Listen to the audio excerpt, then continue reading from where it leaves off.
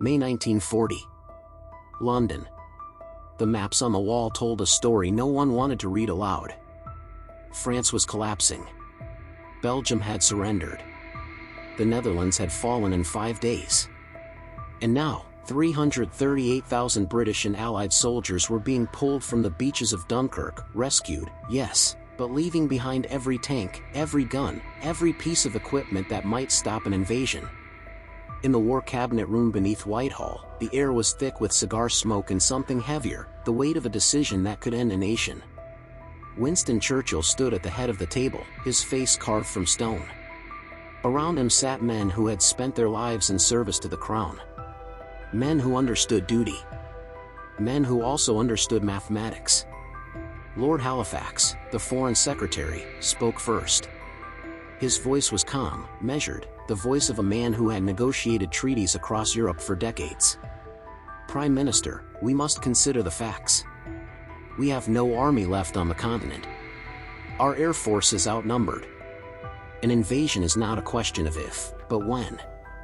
He paused, letting the silence settle. Mussolini has offered to mediate terms with Hitler. Perhaps we should listen. The word hung in the room like smoke. Terms. Not surrender. Not capitulation. Just terms. A negotiated peace. A way to stop the dying before it consumed everything. Churchill said nothing. He stared at the map, at the thin line of water between Dover and Calais. 21 miles. That was all that stood between Britain and the Wehrmacht. Chamberlain, the former Prime Minister, shifted in his chair. He had tried appeasement once. It had failed. But now, sitting in this room, watching the empire crumble on paper, he wondered if trying again was cowardice or realism. We cannot fight alone, Halifax continued. The Americans will not join. The Soviets have a pact with Hitler. If we fight on, we will be bombed into rubble. Our cities will burn. Our children will starve. And for what? To prove a point? Churchill's jaw tightened. He had heard this argument before. In private meetings. In whispered conversations in the halls of Parliament. Even from men he respected. But he had also heard something else. He had heard the sound of boots on cobblestones in Vienna. In Prague. In Warsaw. He had heard the silence that followed, the silence of nations that had believed promises, that had trusted in reason, that had thought they could negotiate with a man who saw negotiation as weakness. We will not negotiate, Churchill said, his voice low, almost a growl. Halifax leaned forward. Prime Minister, with respect, we must be practical. If we can secure terms now, guarantee our independence, our fleet, our empire, then we save millions of lives. If we wait, we may have nothing left to bargain with. And what guarantee do we have that Hitler will honor those terms? Churchill asked, his eyes never leaving the map. What guarantee do we have that we can survive without them? Halifax shot back. The room fell silent. Outside, London continued. Buses ran. Shops opened. People went to work, unaware that in a basement room beneath their feet, the future of their world was being decided. Churchill walked to the window, a narrow slit that looked out onto nothing. He thought of his son, fighting somewhere in France. He thought of the young men he had seen at Dover, exhausted, haunted, grateful to be alive. He thought of the mothers who would receive telegrams in the coming weeks. And he thought of something else. He thought of what Britain would become if it stopped fighting. Not destroyed. Not occupied. Just diminished. A nation that had once ruled a quarter of the world, now a footnote in someone else's empire. A people who had chosen survival over defiance. He turned back to the table. Gentlemen, he said, his voice steady now, I understand your concerns. I share them. But I will not be the Prime Minister who leads this nation into slavery. If we negotiate now, we negotiate from weakness. And Hitler does not respect weakness. He devours it. Then what do you propose? Chamberlain asked, his voice tired. Churchill looked at each man in turn. We fight. We endure. We make them bleed for every mile of British soil. And we wait. Wait for what? Halifax demanded. For the moment when the world realizes that we did not bend. Halifax shook his head. That is not a strategy, Prime Minister. That is faith. Then faith will have to be enough. The meeting ended without resolution. Halifax left the room convinced that Churchill was leading them to ruin. Chamberlain left uncertain. The others left silent, carrying the weight of a decision they had not yet made. Churchill remained. He stood alone in the War Cabinet room, staring at the map. At the thin blue line of the English Channel. At the red markers showing German divisions massing on the French coast. He had bought time. A few days, perhaps. But the question would return. It always did. Should we negotiate? And if enough men in that room said yes, there would be nothing he could do to stop it. He lit another cigar, the flame briefly illuminating his face in the dim light. Outside, the sun was setting over London. The city glowed in the golden light, unaware of how close it had come to choosing a different path. Churchill exhaled slowly, smoke curling toward the ceiling. The war was not won or lost in battles. It was won or lost in rooms like this. In moments when men decided whether to stand or to kneel. And tonight, they had chosen to stand. For now. June 1940. Chequers, the Prime Minister's country residence. The reports arrived every morning like clockwork. France would fall within days. The French government was preparing to flee Paris. Marshal Pétain was already speaking of armistice. The word tasted like ash in every British mouth. Churchill sat in the library at Chequers, surrounded by leather-bound books and the ghosts of prime ministers who had faced their own crises. But none like this. None where the enemy stood 21 miles away with the most powerful military machine ever assembled. His secretary, John Colville, entered quietly, carrying another stack of papers. The latest intelligence estimates, sir. Churchill took them without looking up. He already knew what they would say. Britain has 500 operational fighters. Germany has 2,600. Britain has no armored divisions ready for deployment. Germany has 140. Britain's army is exhausted, under-equipped, demoralized. The mathematics of defeat. He set the papers aside and walked to the window. Outside, the English countryside stretched green and peaceful under the summer sun. Sheep grazed. Birds sang. It looked like a country that had never known war. But Churchill knew better. He had seen war. He had fought in Sudan, in South Africa, in the trenches of France. He had watched empires collapse and nations vanish.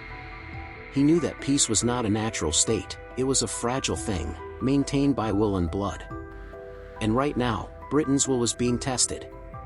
That afternoon, Churchill traveled back to London for another War Cabinet meeting. The faces around the table were the same. But something had shifted. Halifax no longer spoke with calm diplomacy. There was an edge to his voice now, urgency. Prime Minister, France is finished. Within a week, perhaps less, Hitler will control the entire European coastline from Norway to Spain. We will be alone. Completely alone. Churchill nodded. I am aware. Then you must also be aware that our position is untenable, Halifax pressed. The chiefs of staff have submitted their assessment. They believe an invasion cannot be stopped.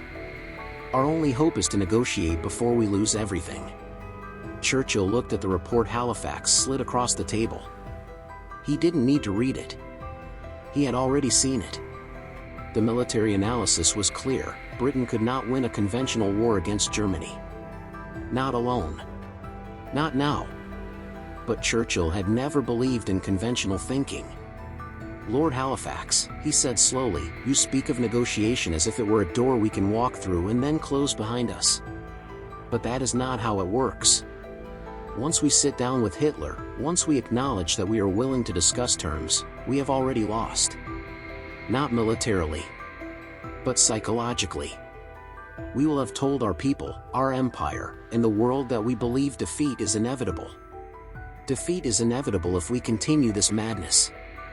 Halifax's voice rose, something rare for the composed diplomat. We are not discussing surrender. We are discussing survival. There is a difference. Is there? Churchill asked quietly. The room fell silent. Chamberlain spoke, his voice weary. Winston, I supported your appointment as Prime Minister because I believed you were the man to lead us in war.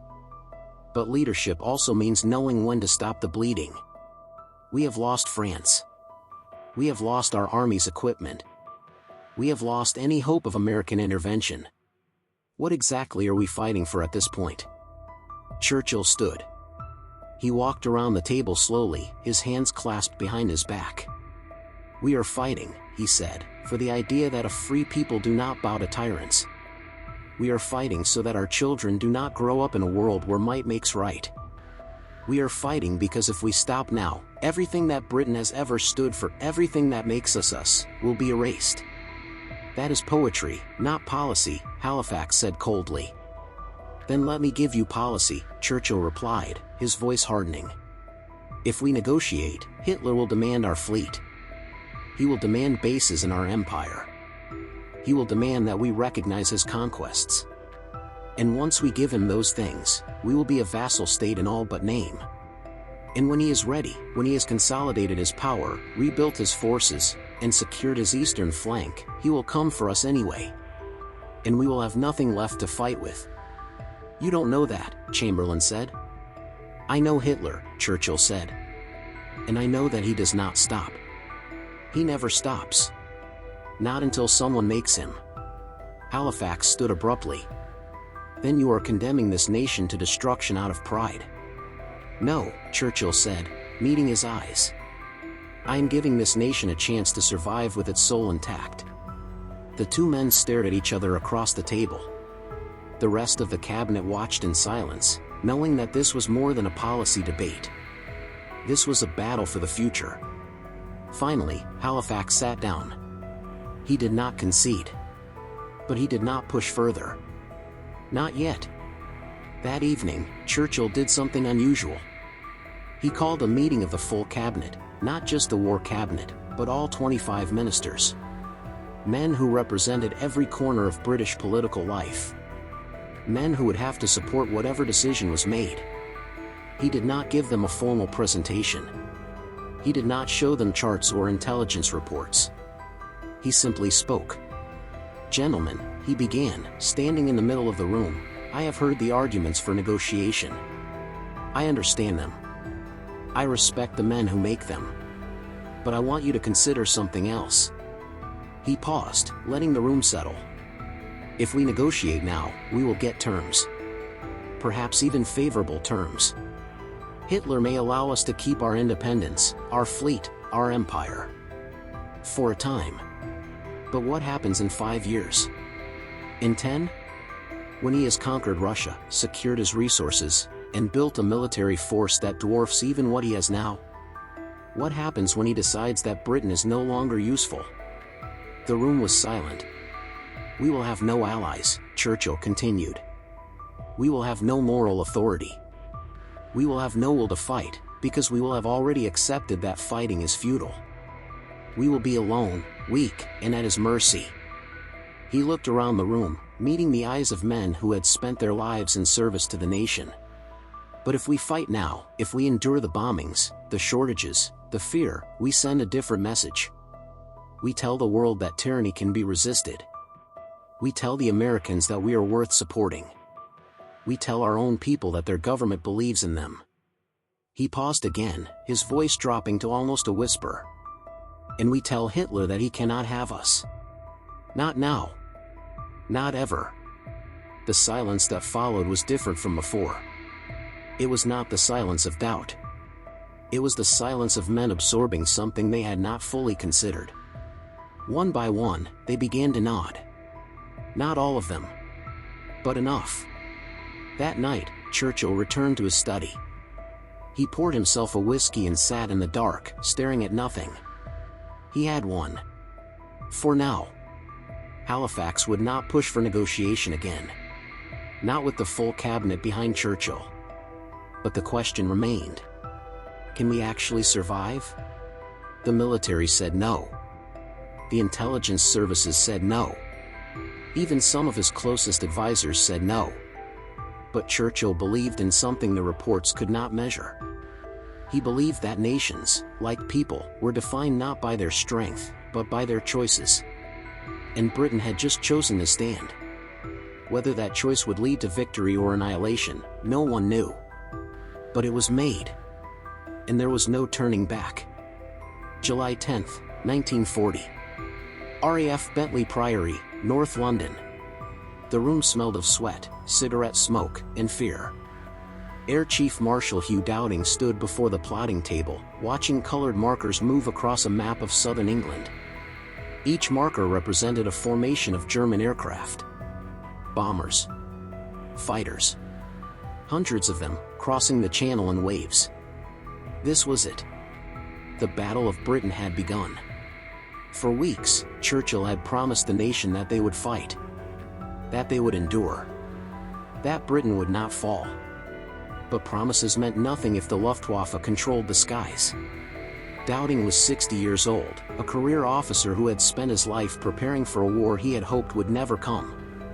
He was not a charismatic man. He did not give rousing speeches. He simply understood mathematics. And the mathematics were brutal. Germany had 2,800 aircraft available for the assault on Britain. Dowding had 640 fighters, and many of his pilots were boys barely out of training, flying planes that had been patched together from salvaged parts. The Germans needed air superiority to launch an invasion. If they achieved it, the war was over. If Dowding could deny them, Britain might survive long enough for something, anything, to change. He watched the markers move. Listened to the calm voices of the plotters calling out positions, altitudes, headings. Young women in uniform, moving pieces on a board like a deadly chess game. Raid 15, 70-plus bandits, approaching Dover.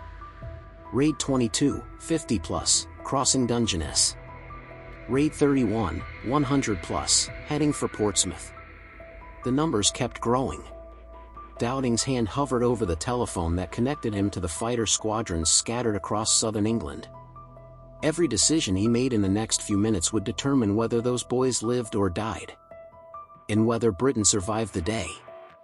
He picked up the phone. Scramble 11 Group. All available squadrons. 30 miles away, at RAF Biggin Hill, Pilot Officer David Crook heard the alarm. He was 23 years old. He had been flying Spitfires for 6 weeks. He ran across the grass toward his aircraft, pulling on his helmet, his heart hammering in his chest. Around him, other pilots did the same, boys who looked like they should be in university, not climbing into machines designed to kill or be killed. His ground crew had the Spitfire ready. Engine warm. Guns loaded. 8 Browning machine guns, 2,400 rounds total. Enough to fight for about 15 seconds of sustained fire. Crook climbed into the cockpit, strapped himself in, and felt the engine roar to life beneath him. The vibration traveled through his body, a reminder that he was no longer a person, he was part of the machine now. The radio crackled. Red section, this is control. Vector 120, Angels 15. Large raid inbound. Good luck. Crook pushed the throttle forward. The Spitfire surged down the grass runway, lifted, and climbed into the summer sky. Below him, England spread out like a patchwork quilt, green fields, small villages, narrow roads. Peaceful. Untouched. For now. He climbed through 10,000 feet. 12,000, 15,000. And then he saw them. A formation of German bombers, black against the blue sky, escorted by fighters weaving above them like sharks circling prey. There were so many. Crook's squadron leader's voice came through the radio, calm despite the odds. Red section, line astern. We're going in. Crook's hands tightened on the control stick. His mouth was dry. His heart felt like it was going to burst through his chest. He thought of his mother, back in Yorkshire, listening to the BBC, wondering if her son was up there. He thought of the people below, going about their lives, unaware that their survival depended on a handful of boys and machines made of aluminum and canvas. He thought of Churchill's words, broadcast just days before, "Never in the field of human conflict was so much owed by so many to so few." And then there was no more time to think. The squadron dove. The fight lasted 11 minutes. Crook fired at a bomber, saw his tracers punch holes in its fuselage, watched it trail smoke and peel away. He pulled up hard, felt the G-forces crush him into his seat, rolled left to avoid a Messerschmitt that flashed past his canopy. The sky was chaos. Planes spinning, falling, exploding. Parachutes blossoming like white flowers. Smoke trails spiraling toward the earth. He fired again. Missed. Fired again. Hit. His ammunition counter clicked to 0. He was out. He dove away from the fight, heading back toward base, his hands shaking on the stick. Behind him, the battle continued. By nightfall, the reports came in. The Germans had flown over 1,500 sorties. They had bombed airfields, radar stations, ports. They had lost 45 aircraft. The RAF had lost 13. Dowding stood in the operations room, reading the numbers. His face showed nothing, but inside, something shifted. The Germans had expected to sweep the RAF from the sky in days. They had expected British pilots to break, to flee, to surrender the air. But they hadn't. They had fought. And they had held. It wasn't a victory. Not yet. The Germans would come again tomorrow. And the day after. And the day after that. But it was something else. It was proof. Proof that Britain could fight. That its pilots, outnumbered and outgunned, would not yield. That the mathematics of war were not as simple as counting planes and adding up losses. There was something else in the equation now. Will. August 20th, 1940. The House of Commons. Churchill stood before Parliament, his voice steady, his words carefully chosen. The gratitude of every home in our island, in our empire, and indeed throughout the world, except in the abodes of the guilty, goes out to the British airmen who, undaunted by odds, unwearied in their constant challenge and mortal danger, are turning the tide of the world war by their prowess and by their devotion. He paused, letting the words settle. Never in the field of human conflict was so much owed by so many to so few. The chamber was silent. Outside, the war continued. The bombings would go on for months. The losses would mount. The suffering would deepen. But something had changed. Britain had not negotiated. It had not surrendered. It had fought. And in fighting, it had sent a message that echoed across the Atlantic, across Europe, across the world. Tyranny can be resisted. In Washington, President Roosevelt read the reports and began to consider what aid America could send. In occupied Europe, resistance fighters heard the BBC broadcasts and dared to hope. In Berlin, Hitler looked at the casualty reports from the Battle of Britain and realized, for the first time, that his war might not be as short as he had planned. The world had been watching to see if Britain would bend. It had not. And in that refusal, in that single, stubborn, irrational decision to stand when every rational calculation said to kneel, the course of history shifted. September 1940. The War Cabinet Room. Churchill sat alone, a glass of whiskey in his hand, staring at the map on the wall. The markers had changed. The German invasion fleet, massed in French ports for weeks, was dispersing. Hitler had postponed Operation Sea Lion indefinitely. Britain had survived.